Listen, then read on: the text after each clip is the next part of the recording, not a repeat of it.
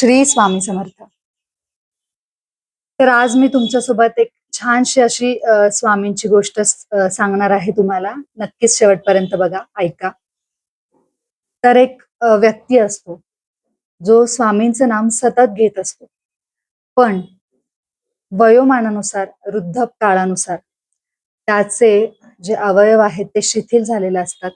त्याला स्वतःच्या ज्या काही गोष्टी आहेत, त्या सुद्धा त्याला स्वतःच करणं अवघड झालेलं असतं. अंथरुणाला खिळलेले ते असतात आणि त्या व्यक्तीचा एक मुलगा सुद्धा असतो.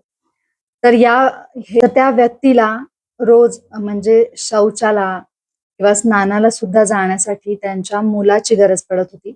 आणि या सगळ्या त्यांच्या काही गोष्टी आहेत. तर या नैसर्गिक ज्या गोष्टी आहेत त्या गोष्टींसाठी सुद्धा त्यांना मुलाला हाक मारावी लागायची.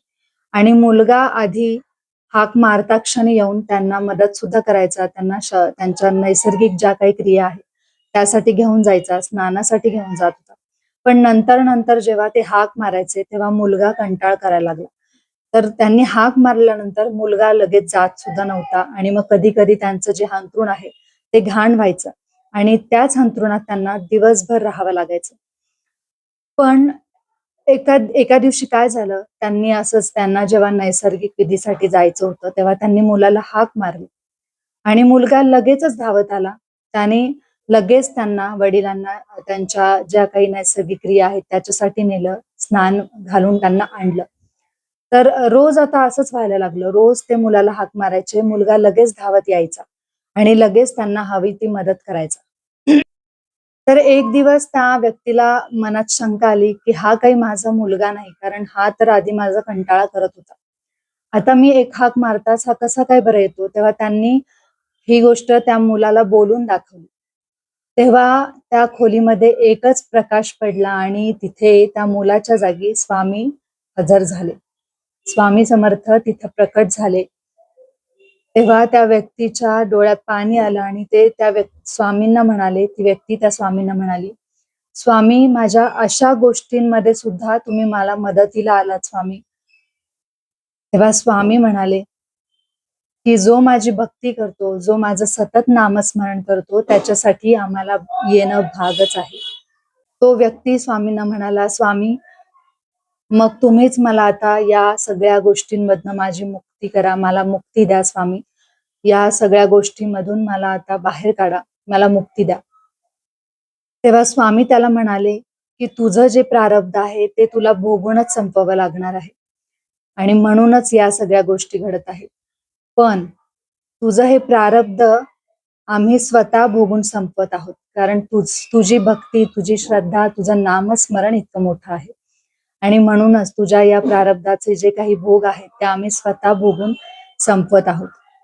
आणि जेव्हा तुझे हे प्रारब्धाचे भोग संपतील तेव्हाच तुला या जन्म मृत्यूच्या फेऱ्यातनं मुक्तता मिळणार आहे.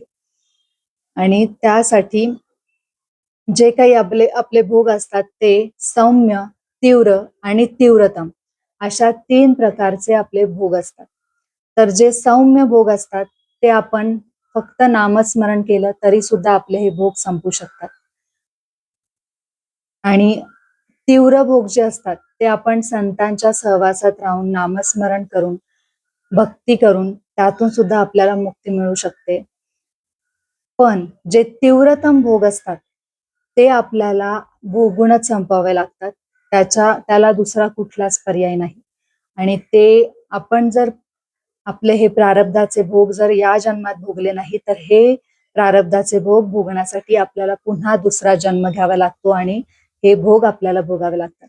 आणि हे या गोष्टीच व्हायला नको म्हणून आता आम्ही तुझे जे भोग आहेत ते आम्ही स्वतः भोगून संपवत आहोत, असे स्वामी म्हणाले त्या व्यक्तीला. कारण त्या व्यक्तीची भक्ती, त्या व्यक्तीची श्रद्धा आणि त्या व्यक्तीचं नामस्मरण इतकं स्ट्रॉंग होतं, इतकं होतं की स्वामींना स्वतः त्यांचे प्रारब्धाचे भोग भोगण्यासाठी यावं लागलं होतं. स्वामींनी ते भोग स्वतःवर घेतले होते. अशा पद्धतीने नामस्मरणाचा महिमा इतका मोठा आहे ना, तुम्ही जेवढं नामस्मरण करताल तेवढंच तुमच्या भोगाचे जे काही भोगाची जी काही तीव्रता आहे, तुमच्या प्रारब्धाचे जे काही कर्म असतील त्यानुसार जे तुम्हाला भोग प्राप्त झालेत हे भोग तुमचे कमी करण्यासाठी, संपवण्यासाठी स्वामींना यावंच लागतं.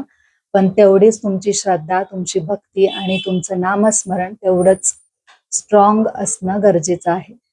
तर अशा पद्धतीने त्या वृद्ध व्यक्तीची मदत करण्यासाठी, त्याचे भोग भोगून संपवण्यासाठी स्वामी स्वतः तिथे अवतीर्ण झाले होते. श्री स्वामी समर्थ.